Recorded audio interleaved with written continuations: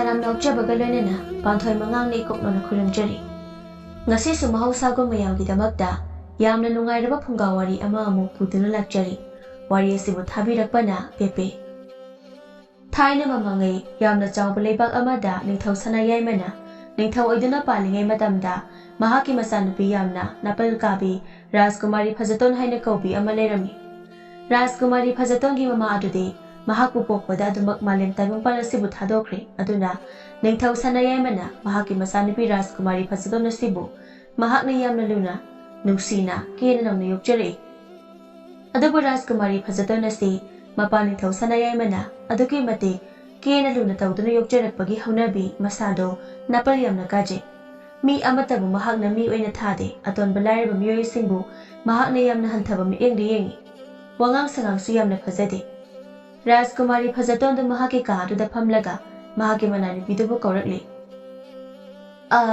ine pisa sida ahi naktam talau mahakna dana haiki ba aduda manai pisa tu taha tha changjarakli aduga asumna haijarakli ibe ma Rajkumari ahi bu kaubu ai saklamna lami Sangom doina khara thake amta lawso hoi Pesakto asi hairanduna Prabhu Rajkumari Phajaton hairiba sangom do lawbu chatkre Phajaton su phamlambadagi tapna hawatuna mahaki kagi thonau mayadu da lakli aduga phamphama sama thariba du da phamkre Phajaton amuksu machinda tapna sumna haije Sangom kita lawso haibasida asuklamna kuibasibu karino haini somda ina sakse lambada sidawrabra kaino khangre aduga asina Moli ni laptise othokna hina khidreda ko ide asomna Phajatona lairingai da pisakto makhota patra amada sangom do pikthana haptuna taha pujaраklami Phajaton du madu ubada maram kari sulaita masado yamna sawningkhre aduna mahaki wakhalda sumna khali tawise yengo aina hojita hairambaduni pisaksu sangom do taha pujaratuna Phajaton da pirami Phajaton su sangom adu pisakta Mitu paini yang laga tapna lausele aduga sangom do tapna thakpa hawi Phajaton do khangaude thakjan khiba sangom do khangauda pisaki mamai da phulauna loina kamthorakiba pisakto matawda masado ikhang khangi adubu Phajaton di sauna phamlambadagi phuk hawgolaktuna sumna hairakli as karino sangom se khara inghalakpa yadabro asikamna saba sangom se aibu kamaina thakau haibano ai saklamna lami hakiba natro adu airadi khudakta adum thaksan bayanaba khara inghalaga purapa kai pisakta Phajaton hariba singdo mahak amata khomde adumak tumina tarami Phajaton di amuksu tapna makha tarakli chalo yamna thuna sangom se khara inghalaga puro pisakto kari su khomlamdana mangakto haipet nomlamdona sangom hawliba patra du puthoktuna thokre pisak Phajaton gi mamangda kari su khomlamdrabasu mahak hek Phajaton gi manak tholakpadagi de sauna matongta suna sonjai angang mi ngambi oidoribani ase yamna pharidoriba angang aigi saga oiramnapati ma aina khangadabani aina ingthogi masai basida sumtumina lesinbani ko yamna ka ama helabani asigi mo ngasinani kanana samanak sida lainingba chaningba dilairako ma ubda hau thadana chenari basi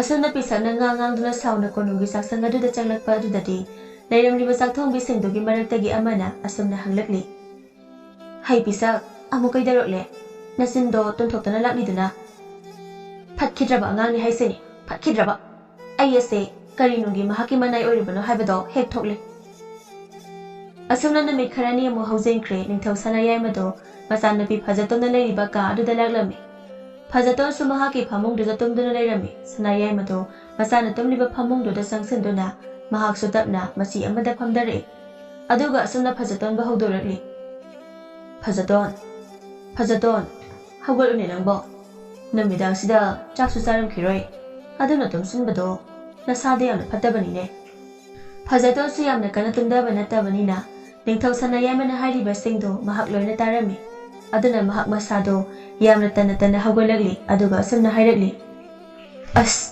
baba nasang hattu tumkhige ipagi Phajaton aduna namidang tasilakpa sida tumsunganune Nasado faroine nang ipana haibada lamhen ganuko ado ipana isagi nak talakli base wa ama hairam ke hana lakli bani hayo hangsit isagi poknomit asida ipana ꯏꯄꯥꯒꯤ ꯂꯩꯕꯥꯛ ꯃꯤꯌꯥꯝꯁꯤꯡꯗ ꯈꯨꯗꯣꯜ ꯑꯣꯏꯅ ꯄꯣꯠꯁꯛ ꯈꯔ ꯌꯦꯟꯊꯣꯛꯅꯕ ꯁꯤꯜꯂꯤ꯫ ꯂꯩꯕꯥꯛꯁꯤꯒꯤ ꯑꯆꯧꯕ ꯏꯃꯥ ꯀꯩꯊꯦꯜ ꯑꯁꯤꯗ ꯑꯗ ꯏꯆꯥꯅ ꯆꯠꯇꯨꯅ ꯈꯨꯗꯣꯜꯁꯤꯡꯗꯣ ꯃꯤꯌꯥꯝꯁꯤꯡꯗꯨꯗ ꯄꯤꯔꯒ ꯅꯪꯒꯤ ꯇꯨꯡꯒꯤ ꯄꯨꯟꯁꯤꯒꯤ ꯌꯥꯏꯐꯅꯕ ꯕꯣꯔ ꯅꯤꯖꯍꯟꯒꯦ ꯍꯥꯏꯅ ꯈꯜꯂꯤ꯫ ꯑꯗꯨꯅ ꯍꯪꯆꯤꯠ ꯑꯌꯨꯛꯁꯤ ꯅꯪ ꯏꯄꯥꯒ ꯆꯠꯀꯗꯕꯅꯤꯀꯣ꯫ ꯐꯖꯇꯣꯟꯗꯣ ꯃꯄꯥ ꯁꯅꯥꯌꯥꯏꯃꯒꯤ ꯋꯥꯗꯨ ꯇꯥꯕꯗ ꯄꯤꯡ ꯂꯥꯎꯅ ꯁꯥꯎꯒꯠꯈ꯭ꯔꯦ꯫ ꯑꯗꯨꯅ ꯃꯍꯥꯛ ꯑꯁꯨꯝꯅ ꯍꯥꯏꯔꯛꯂꯤ, ꯑꯁ ꯄꯥꯕ, ꯃꯗꯣ ꯅꯆꯥ ꯀꯌꯥ ꯍꯩꯅꯔꯣꯏꯗ꯫ ꯑꯁ ꯄꯥꯕꯅꯁꯨ ꯍꯦꯟꯅ ꯈꯪꯂꯤꯕ ꯅꯠꯇ꯭ꯔꯣ? ꯑꯩ ꯃꯈꯣꯏꯒꯨꯝꯕꯁꯤꯡꯁꯤ ꯌꯥꯝꯅ ꯍꯩꯅꯗꯦ, ꯇꯨꯀꯠꯆꯕ ꯄꯣꯛꯏ ꯍꯥꯏꯕ꯫ ꯑꯗꯨꯒ ꯀꯩꯒꯤꯅꯣ ꯄꯥꯕꯅ ꯅꯆꯥꯅ ꯍꯩꯅꯗꯦ ꯄꯥꯝꯗꯦ ꯍꯥꯏꯕ ꯊꯕꯛꯁꯤ ꯁꯨꯝ ꯇꯧꯍꯟꯅꯕ ꯍꯣꯠꯅꯔꯤꯁꯤꯕꯣ?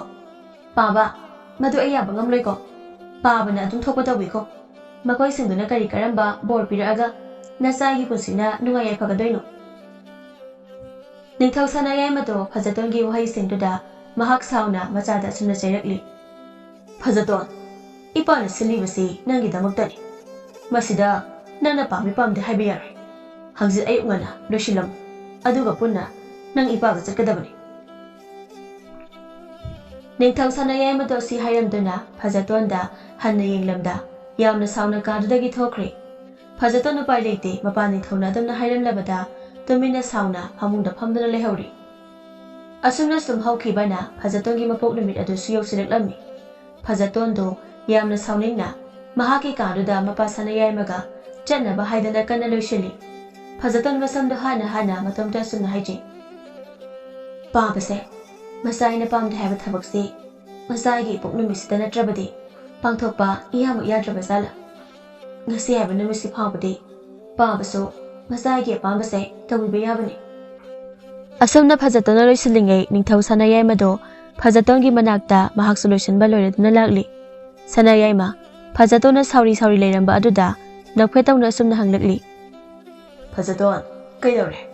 ꯏꯆꯥꯅ ꯁꯥꯎꯅꯤꯡꯅ ꯂꯩꯔꯝꯂꯤꯕ ꯑꯁꯤꯕꯨ? ꯐꯖꯇꯣꯟ ꯃꯄꯥꯅ ꯆꯪꯂꯛꯂꯤꯕꯗꯣ ꯌꯦꯡꯂꯒ ꯑꯗꯨꯃꯛ ꯁꯥꯎꯅ ꯈꯨꯝꯂꯛꯂꯤ, ꯑꯩꯅ ꯁꯥꯎꯔꯤꯕꯁꯦ ꯄꯥꯕꯅ ꯁꯥꯎꯍꯟꯕꯅꯤ꯫ ꯄꯥꯕꯁꯨ ꯈꯪꯂꯤꯕ ꯅꯠꯇ꯭ꯔꯥ ꯅꯆꯥ ꯃꯗꯨꯒꯨꯝꯕ ꯊꯕꯛꯇꯣ ꯄꯥꯝꯗꯦ ꯍꯥꯏꯕꯁꯦ? ꯐꯖꯇꯣꯟ, ꯉꯁꯤ ꯅꯪꯒꯤ ꯌꯥꯏꯐꯔꯕ ꯅꯨꯃꯤꯠ ꯑꯁꯤꯗ ꯏꯄꯥ ꯅꯪꯕු ꯉꯥꯡ-ꯆꯩꯕ ꯇꯧꯅꯤꯡꯗꯦ꯫ ꯑꯗꯨꯅ ꯂꯥꯛꯎ, ꯆꯠꯅꯕ ꯇꯧꯁꯤ ꯏꯄꯥꯒ꯫ ꯐꯖꯇꯣꯟ ꯃꯍꯥꯛꯅ ꯐꯅ ꯁꯥꯎꯅꯤꯡꯕ ꯂꯩꯗꯨꯅꯁꯨ ꯃꯄꯥ ꯁꯅꯥꯌꯥꯏꯃꯒꯤ ꯃꯥꯌꯣꯛꯇꯗꯤ ꯂꯦꯞꯄ ꯉꯝꯗꯕꯅ ꯑꯗꯨꯃꯛ ꯃꯄꯥꯒ ꯄꯨꯟꯅ ꯆꯠꯄ ꯇꯥꯔꯦ꯫ ꯃꯈꯣꯏꯅ ꯑꯁꯨꯝ ꯂꯥꯛꯄꯅ ꯊꯧꯔꯝ ꯁꯤꯜꯂꯤꯕ ꯃꯐꯝ ꯑꯗꯨ ꯌꯧꯔꯤ꯫ ꯃꯐꯝꯗꯨꯗ ꯂꯩꯕꯥꯛ ꯃꯤꯌꯥꯝꯁꯨ ꯁꯨꯅ ꯇꯤꯜꯂꯤ꯫ ꯃꯤꯌꯥꯝꯁꯤꯡꯗꯣ ꯅꯤꯡꯊꯧ ꯁꯅꯥꯌꯥꯏꯃ ꯑꯃꯗꯤ ꯐꯖꯇꯣꯟ ꯂꯥꯛꯄ ꯑꯗꯨꯗ ꯍꯔꯥꯎ ꯅꯣꯛꯃꯤ ꯌꯦꯡꯅꯔꯛꯂꯤ꯫ ꯁꯅꯥꯌꯥꯏꯃꯁꯨ ꯂꯩꯔꯝꯂꯤꯕ ꯃꯤꯌꯥꯝꯁꯤꯡꯗꯨ ꯎꯕꯗ ꯃꯍꯥꯛꯁꯨ ꯃꯤꯌꯥꯝꯁꯤꯡꯗꯨꯗ ꯌꯦꯡꯂꯒ ꯅꯣꯛꯂꯤ꯫ ꯑꯗꯨꯕꯨ ꯐꯖꯇꯣꯟꯗꯤ ꯃꯁꯥꯗꯨ ꯍꯩꯅꯗꯕꯅ ꯂꯣꯏꯔꯦ ꯍꯥꯏꯕꯗꯨꯅꯤ꯫ ꯃꯍꯥꯛ ꯃꯃꯥꯏ ꯃꯃꯤꯠ ꯄꯨꯝꯕ ꯁꯨꯒꯠꯇꯨꯅ ꯈꯥꯡꯂꯤ꯫ ꯁꯅꯥꯌꯥꯏꯃꯗꯨ ꯃꯆꯥꯒꯤ ꯃꯇꯧꯗꯨ ꯎꯏ, ꯑꯗꯨꯕꯨ ꯃꯍꯥꯛ ꯀꯔꯤꯁꯨ ꯍꯥꯏꯗ꯭ꯔꯤ꯫ ꯑꯁꯨꯝꯅ ꯊꯧꯔꯝꯗꯨꯗ ꯂꯩꯕꯥꯛꯇꯨꯒꯤ ꯖꯒꯣꯏ ꯏꯁꯩ ꯍꯩꯔꯕ ꯀꯌꯥꯅ ꯃꯈꯣꯏꯒꯤ ꯍꯩꯖꯕꯁꯤꯡ ꯑꯗꯨꯕꯨ ꯎꯠꯇꯨꯅ ꯊꯧꯔꯝ ꯑꯗꯨꯕꯨ ꯃꯄꯨꯡ ꯐꯥꯍꯜꯂꯝꯃꯤ꯫ ꯖꯒꯣꯏ ꯏꯁꯩꯒꯤ ꯊꯧꯔꯝꯗꯨ ꯑꯃꯨꯛ ꯂꯣꯏꯈ꯭ꯔꯕ ꯃꯇꯨꯡꯗ ꯐꯖꯇꯣꯟꯅ ꯈ꯭ꯋꯥꯏꯗꯒꯤ ꯍꯩꯅꯗꯕ ꯇꯥꯡꯀꯛ ꯑꯗꯨ ꯌꯧꯔꯛꯂꯝꯃꯤ꯫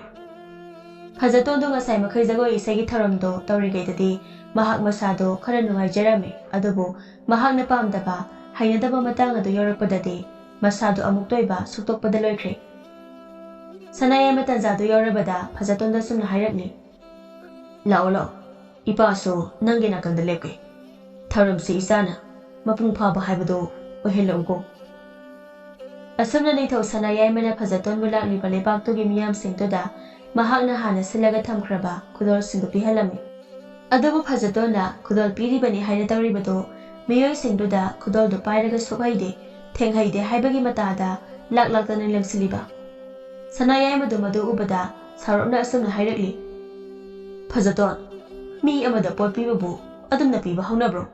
ꯐꯖꯅ ꯄꯤꯌꯨ, ꯑꯗꯨꯝꯅ ꯄꯤꯕ ꯍꯧꯅꯗꯦꯀꯣ꯫ ꯐꯖꯇꯣꯟꯗꯨ ꯁꯅꯥꯌꯥꯏꯃꯅ ꯆꯩꯔꯛꯄ ꯑꯗꯨꯗꯗꯤ ꯃꯍꯥꯛ ꯁꯥꯎꯅꯤꯡꯂꯕꯁꯨ ꯁꯥꯎꯅꯤꯡꯅ ꯇꯞꯅ ꯄꯤꯕ ꯍꯧꯔꯛꯂꯤ꯫ ꯑꯗꯨꯕꯨ ꯐꯖꯇꯣꯟ ꯇꯧꯔꯤꯕꯗꯣ ꯃꯍꯥꯛ ꯌꯥꯝꯅ ꯍꯩꯅꯗ꯭ꯔꯕꯅꯤ꯫ ꯑꯁꯨꯝꯅ ꯐꯖꯇꯣꯟꯅ ꯈꯨꯗꯣꯜꯁꯤꯡꯗꯣ ꯃꯌꯥꯝꯗ ꯄꯤꯔꯤꯉꯩꯗ ꯑꯍꯜ ꯅꯨꯄꯥ ꯑꯃ ꯃꯈꯨꯠꯇ ꯈꯧꯖꯥꯎ ꯑꯃ ꯄꯥꯏꯗꯨꯅ ꯅꯣꯛꯃꯤ ꯃꯍꯥꯛꯅ ꯂꯩꯔꯤꯕ ꯑꯗꯨꯒꯤ ꯃꯅꯥꯛꯇ ꯆꯪꯁꯤꯜꯂꯛꯂꯤ꯫ ꯑꯗꯨꯒ ꯑꯁꯨꯝꯅ ꯁꯅꯥꯌꯥꯏꯃꯗ ꯌꯦꯡꯂꯒ ꯍꯥꯏꯔꯛꯂꯤ, ꯏꯅꯤꯡꯊꯧ, ꯅꯅꯥꯏ ꯑꯩꯅ ꯔꯥꯖꯀꯨꯃꯥꯔꯤꯒꯤ ꯃꯄꯣꯛ ꯅꯨꯃꯤꯠ ꯑꯁꯤꯗ ꯑꯩꯒꯤ ꯍꯤꯡꯈꯣꯜꯗ ꯍꯧꯕ ꯍꯩꯅꯧ ꯑꯁꯤ ꯌꯥꯝꯅ ꯄꯤꯖꯅꯤꯡꯗꯨꯅ ꯄꯨꯖꯔꯛꯄꯅꯤ꯫ ꯃꯁꯤꯕꯨ ꯔꯥꯖꯀꯨꯃꯥꯔꯤꯅ ꯑꯃꯨꯛꯇ꯫ ꯑꯁꯤ ꯍꯥꯏꯗꯨꯅ ꯑꯍꯜ ꯅꯨꯄꯥ ꯑꯗꯨ ꯃꯣꯃꯣꯟ ꯅꯣꯛꯇꯨꯅ ꯃꯈꯨꯠꯇ ꯄꯥꯏꯔꯛꯂꯤꯕ ꯈꯧꯖꯥꯎ ꯑꯗꯨꯗꯒꯤ ꯌꯦꯡꯕꯗ ꯌꯥꯝꯅ ꯐꯖꯕ ꯍꯩꯅꯧ ꯑꯃ ꯂꯧꯊꯣꯛꯇꯨꯅ ꯄꯤꯔꯛꯂꯤ꯫ ꯑꯗꯨꯕꯨ ꯐꯖꯇꯣꯟꯗꯤ ꯑꯍꯜ ꯅꯨꯄꯥꯗꯨꯒꯤ ꯃꯁꯥꯗ ꯃꯣꯠꯂꯤꯕꯁꯤꯡꯗꯨ ꯎꯕꯗ ꯉꯁꯥꯏꯅ ꯍꯩꯅꯗꯕ ꯇꯨꯀꯠꯆꯕ ꯄꯣꯛꯈ꯭ꯔꯕꯅꯤ꯫ ꯑꯗꯨꯒ ꯑꯃꯨꯛ ꯑꯍꯜ ꯅꯨꯄꯥ ꯑꯗꯨꯅ ꯑꯗꯨꯝꯅꯒ ꯇꯧꯁꯤꯜꯂꯛꯄ ꯑꯗꯨꯗꯗꯤ ꯃꯍꯥꯛ ꯌꯥꯝꯅ ꯁꯥꯎꯅꯤꯡꯈ꯭ꯔꯦ꯫ ꯐꯖꯇꯣꯟ ꯃꯈꯨꯠꯇꯨꯅ ꯑꯍꯜ ꯅꯨꯄꯥ ꯑꯗꯨꯅ ꯄꯤꯔꯛꯂꯤꯕ ꯍꯩꯅꯧ ꯑꯗꯨ ꯐꯠ ꯀꯟꯊꯣꯛꯏ꯫ ꯍꯦ ꯑꯍꯜ, ꯅꯪꯒꯤꯁꯤ ꯃꯤ ꯎꯁꯤꯠꯇ꯭ꯔꯕ ꯀꯥꯏꯗꯨꯔꯥ? ꯑꯩꯅ ꯅꯪꯒꯤ ꯁꯤꯒꯨꯝꯕꯁꯤ ꯆꯥꯕꯤꯅꯤ ꯀꯥꯏꯅ ꯈꯜꯂꯤꯔꯣ? ꯅꯤꯡꯊꯧ ꯁꯅꯥꯌꯥꯏꯃꯗꯨ ꯁꯥꯎꯅ ꯐꯖꯇꯣꯟꯒꯤ ꯃꯇꯧꯗꯨꯗ ꯐꯖꯇꯣꯟ, ꯀꯔꯤꯅꯣ ꯅꯪꯅ ꯇꯧꯔꯤꯕꯁꯦ? ꯑꯍꯜꯁꯤꯅ ꯅꯪꯕꯨ ꯄꯤꯖꯅꯤꯡꯕꯒꯤ ꯑꯁꯨꯛ ꯍꯔꯥꯎꯅ ꯄꯤꯕ ꯄꯣꯠ ꯑꯁꯤꯕꯨ ꯅꯪꯅ ꯍꯦꯛꯇ ꯑꯗꯨꯅ ꯇꯧꯕ ꯀꯔꯤꯒꯤꯅꯣ? ꯑꯍꯜꯁꯤꯗ ꯌꯥꯝꯅ ꯊꯨꯅ ꯍꯧꯖꯤꯛꯃꯛ ꯂꯥꯜꯂꯦ ꯍꯥꯏꯖꯧ꯫ ꯄꯥꯕ, ꯅꯆꯥ ꯍꯥꯏꯕ ꯉꯝꯂꯣꯏ꯫ ꯍꯥꯏꯔꯨꯏ, ꯀꯩꯒꯤ ꯍꯥꯏꯗꯣꯏꯅꯣ? ꯅꯆꯥ ꯃꯈꯣꯏꯒꯨꯝꯕ ꯃꯊꯣꯡ ꯈꯪꯗꯕꯁꯦ ꯍꯩꯅꯗꯦ, ꯇꯨꯀꯠꯆꯩ꯫ ꯐꯖꯇꯣꯟ, ꯅꯪ ꯏꯄꯥꯒꯤ ꯆꯤꯟꯊꯛꯇ ꯈꯨꯝꯒꯦ ꯈꯟꯒꯅꯨ꯫ ꯌꯥꯝꯅ ꯊꯨꯅ ꯍꯧꯖꯤꯛꯃꯛ ꯑꯍꯜꯁꯤꯗ ꯂꯥꯜꯂꯦ ꯍꯥꯏꯖꯧ꯫ ꯐꯖꯇꯣꯟꯗ ꯅꯤꯡꯊꯧ ꯁꯅꯥꯌꯥꯏꯃꯒꯤ ꯃꯇꯧꯗꯨꯗ ꯃꯍꯥꯛ ꯃꯄꯥꯕꯨ ꯑꯀꯤꯕ ꯐꯥꯎꯔꯛꯂꯝꯃꯤ꯫ ꯐꯖꯇꯣꯟꯗ ꯃꯄꯥꯗ ꯍꯥꯏꯐꯦꯠ ꯌꯦꯡꯉꯛꯏ, ꯑꯗꯨꯕꯨ ꯁꯅꯥꯌꯥꯏꯃꯗꯤ ꯐꯖꯇꯣꯟꯗ ꯁꯥꯎꯅ ꯌꯦꯡꯂꯝꯂꯤ꯫ ꯐꯖꯇꯣꯟ ꯃꯄꯥꯒꯤ ꯃꯤꯠꯌꯦꯡ ꯑꯗꯨꯗ ꯃꯍꯥꯛ ꯑꯀꯤꯕ ꯄꯣꯛꯂꯝꯃꯤ, ꯑꯗꯨꯅ ꯃꯍꯥꯛ ꯇꯞꯂꯤ ꯇꯞꯂꯤ ꯑꯁꯨꯝꯅ ꯑꯍꯜ ꯅꯨꯄꯥꯗꯨꯗ ꯍꯥꯏꯔꯛꯂꯝꯃꯤ꯫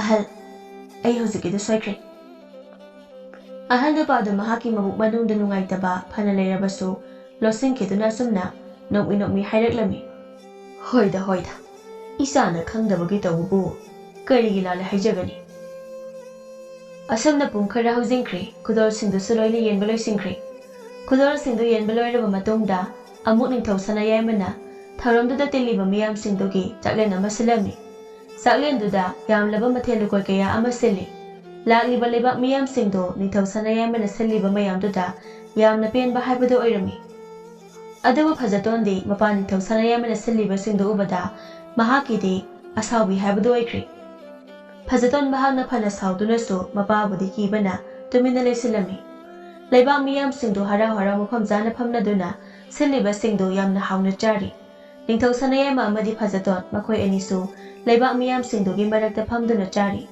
ꯐꯖꯇꯣꯟ ꯃꯌꯥꯝꯗꯨ ꯌꯦꯡꯂꯒ ꯑꯁꯨꯝꯅ ꯍꯥꯏꯔꯛꯂꯤ꯫ ꯄꯥꯕ, ꯅꯆꯥ ꯍꯛꯆꯥꯡꯁꯤ ꯌꯥꯝꯅ ꯍꯩꯅꯗꯕ ꯑꯃ ꯄꯣꯛꯂꯤ, ꯑꯗꯨꯅ ꯅꯆꯥ ꯍꯧꯒꯠꯆꯔꯒꯦ꯫ ꯁꯅꯥꯌꯥꯏꯃꯗ ꯐꯖꯇꯣꯟꯒꯤ ꯋꯥꯍꯩ ꯑꯗꯨꯗ ꯃꯍꯥꯛ ꯃꯁꯥꯗꯨ ꯌꯥꯝꯅ ꯁꯥꯎꯅꯤꯡꯂꯛꯂꯤ, ꯑꯗꯨꯕꯨ ꯂꯩꯔꯤꯕ ꯃꯤꯌꯥꯝꯁꯤꯡꯗꯨꯒꯤ ꯃꯃꯥꯡꯗꯗꯤ ꯍꯥꯏꯕ ꯌꯥꯗꯕꯅ ꯃꯍꯥꯛ ꯇꯨꯃꯤꯟꯅ ꯈꯣꯟꯖꯦꯜ ꯄꯤꯛꯅ ꯐꯖꯇꯣꯟ ꯈꯛꯇꯃꯛ ꯇꯥꯅꯕ ꯃꯑꯣꯡꯗ ꯍꯥꯏꯔꯛꯂꯤ꯫ ꯐꯖꯇꯣꯟ, ꯅꯪ ꯏꯄꯥꯗ ꯉꯁꯤ ꯌꯥꯝꯅ ꯁꯥꯎꯍꯟꯒꯦ ꯈꯟꯒꯅꯨ꯫ ꯅꯪꯒꯤ ꯅꯄꯣꯛ ꯅꯨꯃꯤꯠ ꯑꯁꯤꯗ ꯏꯄꯥ ꯅꯪꯕꯨ ꯌꯥꯝꯅ ꯉꯥꯡꯅꯤꯡꯕ ꯄꯣꯛꯇꯦꯀꯣ꯫ ꯑꯁꯨꯝꯅ ꯅꯨꯃꯤꯠꯁꯤꯃꯁꯨ ꯍꯧꯈ꯭ꯔꯦ꯫ ꯃꯊꯪꯒꯤ ꯅꯨꯃꯤꯠꯅꯤ꯫ ꯂꯩꯕꯥꯛ ꯃꯤꯌꯥꯝ ꯑꯌꯥꯝꯕ ꯉꯁꯤꯗꯤ ꯐꯖꯇꯣꯟꯅ ꯉꯔꯥꯡ ꯎꯠꯈꯤꯕ ꯃꯑꯣꯡ ꯑꯗꯨꯒꯤ ꯍꯤꯔꯝꯗ ꯋꯥꯔꯤ ꯇꯧꯔꯤ꯫ ꯃꯧ ꯅꯍꯥ ꯑꯃꯅ, ꯏꯆꯦ, ꯉꯔꯥꯡ ꯌꯥꯝꯅ ꯆꯥꯎꯕ ꯀꯨꯝꯍꯩ ꯑꯃ ꯊꯣꯛꯈ꯭ꯔꯦ, ꯅꯈꯣꯏꯕꯨ ꯄꯥꯎꯒ ꯑꯃꯠꯇ ꯇꯥꯗꯕ꯭ꯔꯣ? ꯈꯔ ꯑꯍꯜ ꯑꯣꯏꯕꯤ ꯅꯨꯄꯤ ꯑꯃꯅꯁꯨ, ꯍꯩꯃꯥ, ꯑꯩꯗꯤ ꯈꯪꯍꯧꯗ꯭ꯔꯦꯅꯦ ꯏꯅꯥꯎ꯫ ꯉꯔꯥꯡꯗꯣ ꯏꯆꯥꯅꯨꯄꯥ ꯑꯇꯣꯝꯕꯗꯣ ꯌꯥꯝꯅ ꯀꯟꯅ ꯃꯁꯥ ꯉꯝꯁꯤꯜꯂꯛꯇꯕꯗꯒꯤ ꯌꯨꯝꯗꯒꯤ ꯃꯄꯥꯟꯒ ꯑꯃꯠꯇ ꯊꯣꯛꯇ꯭ꯔꯤ꯫ ꯑꯩꯈꯣꯏꯒꯤ ꯂꯩꯕꯥꯛꯁꯤꯒꯤ ꯔꯥꯖꯀꯨꯃꯥꯔꯤ ꯐꯖꯇꯣꯟꯒꯤ ꯀꯨꯝꯍꯩꯅꯤꯅꯦ꯫ ꯏꯁ, ꯃꯥꯅ ꯑꯩꯈꯣꯏ ꯂꯩꯕꯥꯛ ꯃꯤꯌꯥꯝꯁꯤꯡꯁꯤꯕꯨ ꯀꯔꯤꯅꯦ ꯈꯜꯂꯤꯕꯅꯣ? ꯏꯅꯤꯡꯊꯧꯅ ꯃꯔꯣꯜ ꯑꯃ ꯆꯝꯖꯔꯤꯕ, ꯑꯗꯨꯒ ꯃꯆꯥꯅꯨꯄꯤ ꯑꯗꯨꯅ ꯃꯔꯣꯜ ꯑꯃ ꯅꯥꯄꯟꯅ ꯃꯁꯥꯗꯣ ꯂꯣꯏꯅ ꯌꯣꯝꯁꯤꯜꯂꯤ꯫ ꯃꯥꯒꯤ ꯃꯑꯣꯡ ꯃꯇꯧꯗꯨꯒ ꯍꯥꯏꯔꯗꯤ ꯉꯔꯥꯡ ꯑꯩꯅ ꯏꯅꯤꯡꯊꯧꯅ ꯁꯤꯟꯕ ꯀꯨꯝꯍꯩꯗꯣ ꯌꯥꯎꯕ ꯆꯠꯂꯨꯔꯤꯕꯗꯣ ꯆꯠꯂꯝꯗꯕꯅꯁꯨ ꯁꯔꯨꯛ ꯆꯥꯝꯃ ꯍꯦꯟꯅ ꯐꯔꯝꯕꯖꯥꯠꯅꯤꯀꯣ꯫ ꯍꯣꯏꯅꯦ, ꯃꯥꯒꯤ ꯃꯑꯣꯡ ꯃꯇꯧꯗꯨꯕꯨꯗꯤ ꯄꯨꯝꯅꯃꯛꯅ ꯈꯪꯅꯔꯒ ꯂꯩꯔꯕ ꯋꯥꯅꯤ, ꯑꯗꯨꯒ ꯀꯨꯝꯍꯩ ꯍꯥꯏꯔꯤꯁꯤꯅ ꯀꯔꯤ ꯋꯥꯅꯣ? ꯍꯣ, ꯁꯤꯜꯂꯤꯕ ꯀꯨꯝꯍꯩꯗꯨꯒꯤ ꯃꯅꯨꯡꯗ, ꯁꯤꯜꯂꯤꯕ ꯅꯨꯡꯉꯥꯏꯔꯕ ꯊꯧꯔꯝ ꯃꯌꯥꯝꯗꯨꯒꯤ ꯃꯅꯨꯡꯗ ꯔꯥꯖꯀꯨꯃꯥꯔꯤ ꯐꯖꯇꯣꯟꯅ ꯇꯣꯉꯥꯟꯕ ꯏꯅꯣꯠ ꯑꯃ ꯑꯃꯨꯛ ꯍꯥꯞꯆꯤꯟꯕꯅꯤꯗꯅ꯫ ꯑꯁꯤ ꯍꯥꯏꯔꯒ ꯃꯧ ꯅꯍꯥ ꯑꯗꯨꯅ ꯉꯔꯥꯡ ꯐꯖꯇꯣꯟꯅ ꯑꯍꯜ ꯅꯨꯄꯥ ꯑꯃ ꯍꯩꯅꯧ ꯄꯤꯕ ꯃꯇꯝꯗ ꯇꯧꯈꯤꯕ ꯄꯨꯝꯕ ꯂꯣꯏꯅ ꯇꯝꯂꯝꯃꯤ꯫ ꯁꯣꯝꯗꯅ ꯀꯝꯗꯧꯔꯤ? ꯅꯤꯡꯊꯧ ꯁꯅꯥꯌꯥꯏꯃꯗꯣ ꯃꯍꯥꯛꯀꯤ ꯀꯥꯗ ꯋꯥꯈꯜ ꯋꯥꯅ ꯂꯩꯔꯤ꯫ ꯑꯩꯒꯤ ꯏꯆꯥꯁꯤ ꯑꯩꯒꯤ ꯀꯔꯤ ꯑꯁꯣꯏꯕ ꯂꯩꯈꯤꯕꯅ ꯑꯁꯨꯝꯅ ꯇꯧꯔꯛꯂꯤꯕ? ꯑꯩ ꯏꯆꯥꯕꯨ ꯁꯦꯝꯗꯣꯛꯇꯕ ꯌꯥꯗꯦ꯫ ꯑꯁꯨꯝꯅ ꯃꯇꯝ ꯈꯔ ꯍꯧꯈꯤꯗꯨꯅ ꯅꯨꯃꯤꯠ ꯈꯔꯅꯤ ꯍꯧꯖꯤꯟꯈ꯭ꯔꯦ꯫ ꯁꯅꯥꯌꯥꯏꯃꯗꯨ ꯇꯍꯥ ꯇꯍꯥ ꯐꯖꯇꯣꯟꯒꯤ ꯃꯅꯥꯛꯇ ꯂꯥꯛꯇꯨꯅ ꯑꯁꯨꯝꯅ ꯍꯥꯏꯔꯔꯤ꯫ ꯐꯖꯇꯣꯟ, ꯂꯥꯎ, ꯏꯄꯥꯒꯤ ꯇꯨꯡ ꯏꯜꯂꯨ꯫ ꯐꯖꯇꯣꯟ ꯅꯤꯡꯊꯧ ꯁꯅꯥꯌꯥꯏꯃꯒꯤ ꯃꯇꯧꯗꯨꯗ ꯑꯁꯨꯝꯅ ꯍꯪꯂꯛꯂꯤ꯫ ꯄꯥꯕ, ꯀꯩꯗꯧꯕ ꯌꯥꯎꯕꯒꯦ? ꯄꯥꯕꯅ ꯌꯥꯝꯅ ꯄꯥꯈꯠꯂꯤꯁꯤꯕꯣ? ꯐꯖꯇꯣꯟ, ꯍꯧꯖꯤꯛꯀꯤ ꯑꯣꯏꯅꯗꯤ ꯏꯄꯥꯒꯤ ꯇꯨꯡ ꯏꯜꯂꯨ꯫ ꯏꯄꯥꯒꯤ ꯂꯩꯕꯥꯛ ꯑꯁꯦ ꯑꯇꯣꯞꯄ ꯊꯪꯅꯕ ꯂꯩꯕꯥꯛꯅ ꯂꯥꯟ ꯇꯥꯁꯤꯜꯂꯛꯂꯤ, ꯑꯗꯨꯅ ꯍꯧꯖꯤꯛ Ipa isa mafamse thadokduna yamna thunamak chattaba yadre. Ningthau sanayai madu asi haiduna Phajatoni makhut adubu taplawna paiduna chingnaga pukre. Asuna ningthau sanayai mana Phajatonbu aronba lambi amada puraktuna khun amada yawraklami. Phajatoni masadu wabaga khundugi miyamsingdu ubaga mahakti yamna hainadre. Phajatona mapa sanayai mana sung purakpana mallaba yum amagi mamangda yawraklami. Sanayai madu yumdu hek yawbaga chatlambadu lekre aduga Phajatonda usunduna asumna hairakli. Ipagi Phajaton matam kharadi ipa isa yumsida leiba tare. Phajatonda mapagi wadu tabada mahakti mamit manapumba lauthokre aduga yamna sauna asumna hairakli. Baba nasabu mallaba yumsida karamna legani. As Baba masiki nungairoi. Babagi ningthauiba marup mayam ama leiba daine. Matam khara makhoi singduda changjafam lawraga oina leirusiba. Ningthau sanayai madu masagi wadu tapna asumna khumlakli. Phajaton madu yade yadaba ama leibagini ipana hairibase. Yum asi yengbada yamna mallaba ama oina urabasu isagi watpadi ipana amata leheloi. Law ipaga puna imungda jangsi.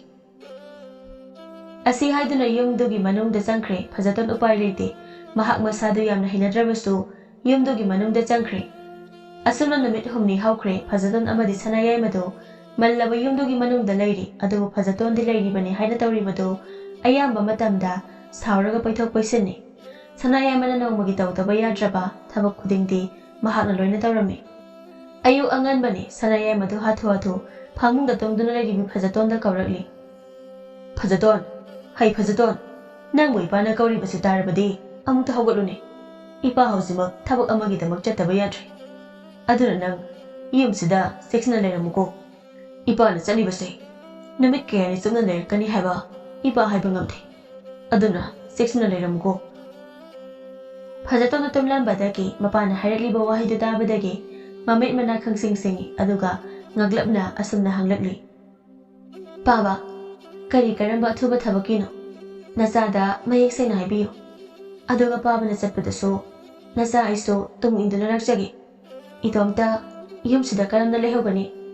Khunjarsingi marakta Baba ai makhoi singse yamna hainadi ai itomta mafamsida lehoba ngamloi. Phajaton nang ipagi tunilakpa yade. Aduna yumsida nang leiramu. Ipa isagi nakta soidana amu halakini. Adudi ipa amu chalukhi. Isa yumsida phajana leiramu. Ningthau sanayai madu wahai singdu hairamlaga prap yumdudagi thokre. Phajatonda mapagi matawduda wahai ama phawba haiba nanghaudre. Asumna matamdi sum haukhibana pung khara haujinkre. Phajaton mapada sauningna asum tuminna phamlambani adubu mahak sum phamlambadagi sak yamna lamlaklami. Phajaton masadu khangba ngamdrabada haugatuna saksangna changduna mai haugatlaga mahakna chanaba haiduna karino ama semnaba hotnari adubu mahakna tawriba thabaktu amukta tawba phawbudi lairadana uba phawbu uraktriba oibana haitre. Phajaton haimalaktraba adudadi mahak sauna makhwangdu metlaga lepi aduga asumna haije. Masi pumbase babana loina thoanbani. Aise kemta tawba haite haibase babasu khanglibani. Aduga mafamsida itomta thamiramlibasini aina ngaklibase. Tanjasida Phajatona leiriba yumaduda ahal oirabi nupi ama laklami. Ahal oirabi nupiduna lakpada yumdugi saksang leiriba tomdagi maikhu yamna thoklibadu uri. Madu ubada mahak imungda prapap sanglaktuna Phajatongi manakta leptuna asumna haireklami. Issu nupi nangise abok tawbiragi. Issu pothaduna ngihakta leibiyu. Abok na mikup amada chakse thongbuna sinjagi. Oi kanano ahal nangna somda khoidong na marolama sauningbani. Ngasi ahal nangonda loina tainarakani. Nang sida kari oidana aigi thabakse tawdoriba kana oirige nangbo. Issu nupi ai ase yumsiga hek thangnabada leijabani. Aigisu isugumlaba isu nupi thambalga aikhoi anitani leijaba. Ngasaise ayuk anganbada iningthawna laktuna isubu mahakna laktri phawbadi khara yengsinbiramu hairambana lakjabani. Phajatondu ahal oirabi nupidugi wadu taraga wakhanda sumna khalakli. Babase Ngasai nungdi nusi basani. Asi khandana amuk ahal oirabi nupiduda onsunduna. Adudi ahal, ai saksi yamna lame. Yamna thunamak, aina chanaba kita semlo. Hoi, amuk semlaki. Asi haiduna ahal nupiduna maidu hagutuna, phajatona chanaba haiduna kari no khara semli. Phajaton su ahal nupiduna tawriba singdo ngasidi yamna munna yengsili. Asam namiko kharagi matungda thongba thagu pumba loreduna ahal oirabi nupiduna phajatonu pijarami. Ahal oirabi nupidu phajatona charingai imungdo amuk phajana sitnana loisinbi. Phajaton su ahal oirabi nupiduna tawriba khudingmak yamna munna chakto sana mamit mana soithoktana yengli. Asamna ahal nupi adusu tabak singdo loreduna phajatonda amuk hannaba hairami. Phajaton su ahal oirabi nupiduda asamna hairakli. Hoi yari hallo. Hojikti. Aduga hayengdagi laktrasu yani. Lakano. Aina khoigumbana inaksda leibase yamna hinade. Ahal oirabi nupidu phajatongi wahaiduda kariso hairandana sakri. Asuna numisimasu haukri mathangi numitni. Phajatondu ngasisu mahak ngarang ahal oirabi nupiduna tawkhiba adugumna maidu hawgatuna masana chanaba haiduna karino semnaba hotnari. Adugu mahak ngarangi matawgumna thabukta tawba haitre. Phajaton tawkhom khangda tumina leptuna le. Adubu tanjasida ngasisu ngarangi matawgumna napi masa ama sanglaktuna sumna hairakli. Ise, nangi sa itawbiragi. Ise nakansda phambiyo. Nanaw thuna ise na chanaba samjagi. Phajaton ngaglapna chaglakliba nupiduda yenglaga. Kanano, aduga imusida photnekta phawjilaga ise kaidi kaino. Ise, ai thambani. Ngarang isegida laamba abokto magi masuni. Abokto ngasidi masa kaya nungaita hewi. Aduna aina oina laksabani. Phajaton nupidugi wahaida wakalda sumna khalakli. Madugi ahando aina ngarang nalakanu hakibani. Aduga ngasina mo magi mahut masuse mo thazile. Panadam phare. Sakse masigi thambal haibisida hekta thongalake. Aina ga haitana tawisida. Aduga mana thongbasida aiso hainaba takaloba haibaduni. Yamna luba thabaksu natabasibu. Amusu nupiduda asumna hairakli. Adudi thambal yam phare nang lakpa. Aigi sakse amuta thonglamo. Aduga nana thonglibado karamna haibadi mataw karamna thonglibano haibado adusu khara tau. Asumna thambal na tawduna phajatongi sa ising thongbiduna pijarami amadi mataw karamna thongba thakpa tawgani khudingmak taklami. Pumnamak loireba matungda thambalsu mayumda hankhre. Thambalna mayumda halamdaida phajatona matung amuk hana laktanaba haikre. Asumna matamdi lepa leita chakhibana namit 10 amuk haujinkre.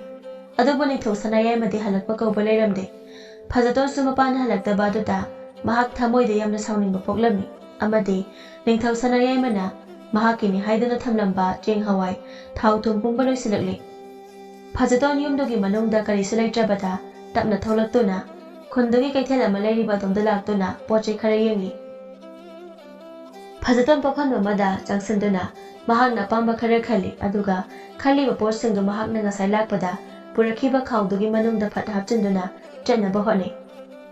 Matawduda papham phama nupa aduna ta asumna hairakli. Haibema karino ne seldi piramdana potlamsingdubu hekta puraga chatlibadubo. Phajatondu hairakliba wahaiduda mahak chatlambadu chaplepi aduga thongwak thoroktuna sumna hairakli. Aidi selamata yarokti. Selsu yaroktaba. Aduga igi potlamsingbu hekta pukhi ka tawrine. Hai, sel yaudrabadi potsingdu thamlamu. Pukhi baga yaru. Potlamsingdu pukhi hairabadi seldo hana piramu. Phajaton nupandugi wahaiduda mahak kari tawgani khangdre. Ngarang ayuktagini mahakna chaningai amata laisilakdraduna kemta charaktribasi. Aduna mahak wakhal ngihak khanduna sumna hairakli. Khura, nasa potsida lauzage. Potse nasana laubagi khurana nasada tahaningba thabak khuding tahanbiyo. Nasa taronge selgi mahutta. Napada Phajatongi waduda mahak wakhal ngihak munna khali aduga asumna hairakli. ꯐꯔꯦ ꯐꯔꯦ ꯑꯗꯨꯗꯤ ꯂꯥꯎ ꯑꯩꯒꯤ ꯁꯟꯕꯤꯁꯤꯡꯗꯨꯒꯤ ꯁꯟꯊꯤꯗꯣ ꯁꯦꯡꯂꯨ ꯂꯥꯎ ꯑꯩꯒꯤ ꯁꯟꯊꯤ ꯁꯦꯡꯕ ꯅꯨꯄꯥ ꯃꯆꯥꯗꯣ ꯉꯁꯤꯗꯤ ꯂꯥꯛꯂꯣꯏ ꯍꯥꯏꯔꯝꯕꯅꯤ ꯑꯗꯨꯅ ꯅꯪꯅ ꯃꯥꯒꯤ ꯊꯕꯛꯁꯤꯡꯗꯣ ꯇꯧꯔꯨ ꯂꯥꯎ ꯑꯗꯨꯒꯗꯤ ꯅꯪꯅ ꯄꯥꯝꯂꯤꯕ ꯄꯣꯠꯂꯝꯁꯤꯡꯗꯣ ꯄꯨꯖꯈꯣ ꯐꯖꯇꯣꯟ ꯅꯨꯄꯥꯗꯨꯅ ꯍꯥꯏꯔꯝꯂꯤꯕ ꯋꯥꯗꯨꯅ ꯃꯍꯥꯛꯇꯤ ꯀꯣꯛꯆꯥꯎꯕꯤ ꯀꯥꯕ ꯍꯥꯏꯕꯗꯨ ꯑꯣꯏꯔꯦ ꯃꯇꯧ ꯀꯔꯝꯅ ꯊꯕꯛꯇꯨꯕꯨ ꯇꯧꯔꯨꯒꯅꯤ ꯈꯟꯕꯗ ꯃꯍꯥꯛ ꯃꯁꯥꯗꯣ ꯍꯨꯃꯥꯡ ꯅꯞꯄꯤ ꯀꯥꯡꯂꯤ ꯑꯗꯨꯕꯨ ꯃꯍꯥꯛ ꯊꯕꯛ ꯇꯧꯗꯕꯗꯤ ꯌꯥꯗꯕꯅ ꯎꯄꯥꯏ ꯂꯩꯇꯦ ꯊꯕꯛꯇꯨ ꯌꯥꯝꯅ ꯋꯥꯅ ꯅꯨꯄꯥꯗꯨꯗ ꯇꯥꯛꯍꯜꯂꯒ ꯇꯧꯔꯝꯃꯤ ꯑꯁꯨꯝꯅ ꯐꯖꯇꯣꯟ ꯊꯕꯛꯇꯨ ꯇꯧꯅ ꯇꯧꯅ ꯋꯥꯈꯜꯗꯁꯨ ꯑꯁꯨꯝꯅ ꯈꯜꯂꯛꯂꯤ ꯑꯩꯁꯦ ꯀꯌꯥꯗ ꯐꯠꯂꯝꯗ꯭ꯔꯤꯕꯅꯣ ꯑꯩꯅ ꯂꯩꯕꯥꯛ ꯃꯤꯌꯥꯝꯁꯤꯡꯕꯨ ꯀꯔꯤꯁꯨ ꯂꯩꯇ ꯈꯜꯂꯨꯕ ꯑꯩꯒꯤ ꯋꯥꯈꯜ ꯌꯥꯝꯅ ꯂꯥꯜꯂꯝꯂꯦ ꯑꯩ ꯉꯁꯤꯗꯤ ꯋꯥꯈꯜ ꯇꯥꯔꯦ ꯃꯤꯑꯣꯏ ꯈꯨꯗꯤꯡ ꯆꯞ ꯃꯥꯟꯅꯔꯝꯃꯤ ꯑꯩꯅ ꯅꯤꯡꯊꯧ ꯃꯆꯥꯅꯤ ꯍꯥꯏꯅ ꯏꯁꯥꯗ ꯅꯥꯄꯜꯅ ꯌꯣꯝꯁꯤꯟꯗꯨꯅ ꯃꯇꯝ ꯈꯔꯗꯤ ꯑꯩ ꯇꯨꯝꯂꯨꯔꯦ ꯑꯗꯨꯕꯨ ꯉꯁꯤꯗꯒꯤ ꯑꯩ ꯃꯤꯀꯞ ꯊꯣꯛꯂꯦ ꯑꯩ ꯉꯁꯤꯗꯒꯤꯗꯤ ꯒ꯭ꯌꯥꯟ ꯇꯥꯔꯦ ꯉꯁꯤ ꯑꯩꯅ ꯐꯪꯖꯔꯤꯕꯁꯦ ꯑꯩꯅ ꯇꯧꯖꯔꯨꯕ ꯏꯔꯥꯜꯁꯤꯡꯒꯤ ꯗꯟꯗꯤꯅꯤ ꯑꯩ ꯈꯪꯉꯤ ꯑꯁꯨꯝꯅ ꯅꯨꯃꯤꯠ ꯈꯔꯅꯤ ꯍꯧꯈ꯭ꯔꯦ ꯍꯧꯖꯤꯛꯇꯤ ꯐꯖꯇꯣꯟꯁꯨ ꯍꯥꯟꯅꯒ ꯃꯥꯟꯅꯗ꯭ꯔꯦ ꯈꯨꯟꯖꯥꯁꯤꯡꯗꯨꯒ ꯄꯨꯟꯅ ꯑꯌꯥꯝꯕ ꯃꯇꯝꯗ ꯍꯔꯥꯎ ꯍꯔꯥꯎ ꯃꯁꯥꯗ ꯅꯥꯄꯜ ꯍꯥꯏꯕꯗꯣ ꯃꯆꯦꯠ ꯑꯃꯠꯇ ꯌꯥꯎꯗ ꯂꯣꯏꯅꯔꯝꯃꯤ ꯅꯣꯡꯃ ꯅꯨꯃꯤꯠ ꯑꯃꯅꯤ ꯐꯖꯇꯣꯟꯗꯣ ꯃꯁꯥꯗꯣ ꯌꯥꯝꯅ ꯀꯟꯅ ꯉꯝꯂꯝꯗꯦ ꯐꯃꯨꯡꯗꯒꯤ ꯃꯇꯣꯝꯇ ꯍꯧꯒꯠꯄ ꯐꯥꯎꯕ ꯉꯝꯗꯦ ꯊꯝꯕꯥꯜꯗꯨ ꯁꯨꯃꯥꯡꯗꯒꯤ ꯐꯖꯇꯣꯟꯕꯨ ꯀꯧꯔꯒ ꯆꯪꯂꯛꯄꯅꯤ ꯑꯗꯨꯕꯨ ꯐꯖꯇꯣꯟꯅ ꯂꯩꯔꯝꯂꯤꯕ ꯐꯤꯕꯝꯗꯨ ꯎꯕꯗ ꯃꯍꯥꯛ ꯄꯨꯔꯐꯧ ꯆꯪꯁꯤꯟꯗꯨꯅ ꯐꯖꯇꯣꯟꯒꯤ ꯃꯁꯥꯗꯨ ꯄꯥꯏꯗꯨꯅ ꯌꯦꯡꯉꯤ ꯐꯖꯇꯣꯟ ꯃꯁꯥꯗꯨ ꯃꯩ ꯍꯧꯕ ꯃꯈꯩ ꯁꯥꯔꯝꯂꯤ ꯊꯝꯕꯥꯜ ꯐꯖꯇꯣꯟꯒꯤ ꯁꯥꯒꯠꯂꯤꯕ ꯃꯁꯥꯗꯣ ꯐꯤ ꯑꯆꯣꯠꯄ ꯑꯃ ꯇꯧꯔꯒ ꯏꯪꯊꯅꯕ ꯍꯣꯠꯅꯔꯤ ꯐꯖꯇꯣꯟ ꯃꯁꯥꯗꯣ ꯊꯝꯕꯥꯜꯅ ꯌꯥꯝꯅ ꯀꯟꯅ ꯍꯣꯠꯅꯖꯕꯗꯒꯤ ꯈꯔ ꯐꯔꯦ ꯊꯝꯕꯥꯜ ꯐꯖꯇꯣꯟꯒꯤ ꯃꯁꯥꯗꯣ ꯈꯔ ꯐꯔꯕꯗ ꯑꯃꯨꯛ ꯃꯍꯥꯛꯀꯤ ꯃꯕꯨꯛꯇꯨ ꯀꯧꯗꯨꯅ ꯌꯦꯡꯂꯝꯃꯤ ꯑꯁꯨꯝꯅ ꯃꯈꯣꯏꯅ ꯂꯩꯔꯤꯉꯩꯗ ꯅꯤꯡꯊꯧ ꯁꯅꯥꯌꯥꯏꯃꯗꯨ ꯌꯨꯝꯗꯨꯗ ꯆꯪꯂꯛꯂꯝꯃꯤ ꯅꯤꯡꯊꯧ ꯁꯅꯥꯌꯥꯏꯃ ꯃꯆꯥꯒꯤ ꯑꯣꯏꯔꯝꯂꯤꯕ ꯐꯤꯕꯝꯗꯨ ꯎꯕꯗ ꯄꯥꯈꯠꯅ ꯃꯆꯥꯒꯤ ꯃꯅꯥꯛꯇ ꯆꯦꯟꯁꯤꯟꯗꯨꯅ ꯑꯁꯨꯝꯅ ꯍꯥꯏꯔꯛꯂꯤ ꯏꯁ ꯏꯄꯥꯒꯤ ꯐꯖꯇꯣꯟ ꯏꯄꯥꯅ ꯏꯆꯥꯕꯨ ꯒ꯭ꯌꯥꯟ ꯇꯥꯁꯅꯨ ꯍꯥꯏꯅ ꯇꯧꯔꯤꯕ ꯊꯕꯛꯁꯤ ꯏꯄꯥꯒꯤ ꯌꯥꯝꯅ ꯆꯥꯎꯕ ꯑꯁꯣꯏꯕ ꯍꯥꯏꯕꯗꯨ ꯑꯣꯏꯔꯝꯂꯦ ꯏꯄꯥ ꯂꯥꯜꯂꯦ ꯏꯄꯥꯒꯤ ꯂꯩꯕꯥꯛꯇ ꯀꯅꯥꯅꯁꯨ ꯂꯥꯟ ꯇꯥꯔꯛꯈꯤꯕ ꯂꯩꯇꯦ ꯏꯄꯥꯅ ꯍꯥꯏꯖꯤꯟꯕꯅꯤ ꯏꯄꯥꯅ ꯁꯤꯟꯗꯨꯅ ꯏꯆꯥꯕꯨ ꯌꯨꯝꯁꯤꯗ ꯋꯥꯈꯜ ꯇꯥꯔꯛꯅꯕ ꯍꯥꯏꯗꯅ ꯊꯝꯂꯝꯕꯅꯤ ꯏꯄꯥ ꯂꯥꯜꯂꯦ ꯂꯥꯎ ꯍꯧꯖꯤꯛꯇꯤ ꯏꯄꯥꯒ ꯄꯨꯟꯅ ꯀꯣꯅꯨꯡꯗ ꯆꯠꯁꯤ ꯐꯖꯇꯣꯟ ꯃꯄꯥꯅ ꯍꯥꯏꯔꯤꯕ ꯋꯥꯗꯨ ꯃꯨꯟꯅ ꯇꯥꯔꯕ ꯃꯇꯨꯡꯗ ꯑꯁꯨꯝꯅ ꯍꯥꯏꯔꯛꯂꯤ ꯄꯥꯕ ꯅꯆꯥ ꯍꯧꯖꯤꯛꯇꯤ ꯋꯥꯈꯜ ꯇꯥꯔꯦ ꯄꯥꯕꯅ ꯀꯔꯤꯒꯤ ꯅꯆꯥꯒꯤ ꯃꯐꯝꯗ ꯂꯥꯜꯂꯦ ꯍꯥꯏꯔꯤꯕꯅꯣ ꯂꯥꯜꯂꯤꯕꯗꯤ ꯅꯆꯥꯅꯤ ꯑꯗꯨꯅ ꯅꯆꯥꯅ ꯁꯣꯏꯈꯤꯕ ꯂꯥꯟꯈꯤꯕ ꯃꯌꯥꯝꯗꯣ ꯑꯃꯨꯛꯇ ꯉꯥꯛꯄꯤꯌꯨ ꯅꯆꯥ ꯂꯟꯖꯔꯦ ꯄꯥꯕ ꯑꯁꯨꯝꯅ ꯅꯨꯃꯤꯠꯁꯤꯗꯒꯤ ꯐꯖꯇꯣꯟꯗꯣ ꯃꯄꯥ ꯅꯤꯡꯊꯧ ꯁꯅꯥꯌꯥꯏꯃꯒ ꯄꯨꯟꯅ ꯀꯣꯅꯨꯡꯗ ꯑꯃꯨꯛ ꯍꯟꯈꯤꯗꯨꯅ ꯌꯥꯝꯅ ꯅꯨꯡꯉꯥꯏꯅ ꯄꯥꯟꯈꯤꯔꯝꯃꯤ